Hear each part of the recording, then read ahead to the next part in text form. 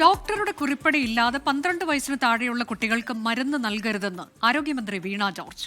ഡോക്ടറുടെ പഴയ കുറിപ്പടി വെച്ചും കുട്ടികൾക്കുള്ള മരുന്ന് നൽകരുത്.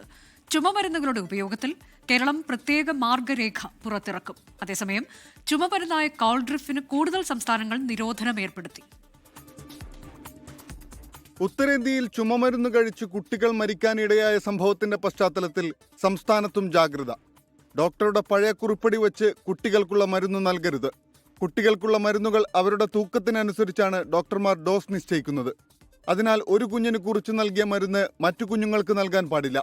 ജനങ്ങൾക്കിടയിൽ അവബോധം സൃഷ്ടിക്കുന്നതിനും ആശങ്ക പരിഹരിക്കാനും ശക്തമായ ബോധവൽക്കരണം നടത്തും.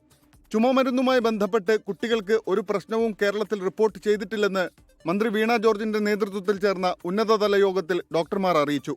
കുട്ടികളുടെ ചുമമരുന്നുകളുടെ ഉപയോഗം സംബന്ധിച്ച് സംസ്ഥാനം പ്രത്യേക മാർഗരേഖ പുറത്തിറക്കും. ചുമമരുന്നായ കോൾഡ്രിഫിന് കൂടുതൽ സംസ്ഥാനങ്ങൾ നിരോധനം ഏർപ്പെടുത്തി. മധ്യപ്രദേശിൽ മരുന്ന് കഴിച്ച 14 കുട്ടികൾ ആശുപത്രിയിലാണ്. ഇതിൽ 6 പേരുടെ നില ഗുരുതരമെന്നാണ് റിപ്പോർട്ട്. മധ്യപ്രദേശിലും രാജസ്ഥാനിലുമായി ഇതുവരെ 17 കുട്ടികളാണ് മരിച്ചത്. ചുമമരുന്ന് നിർദ്ദേശിച്ച ഡോക്ടറെ അറസ്റ്റ് ചെയ്ത നടപടിക്കെതിരെ ഇന്ത്യൻ മെഡിക്കൽ അസോസിയേഷൻ രംഗത്തെത്തി. 24 തിരുവനന്തപുരം.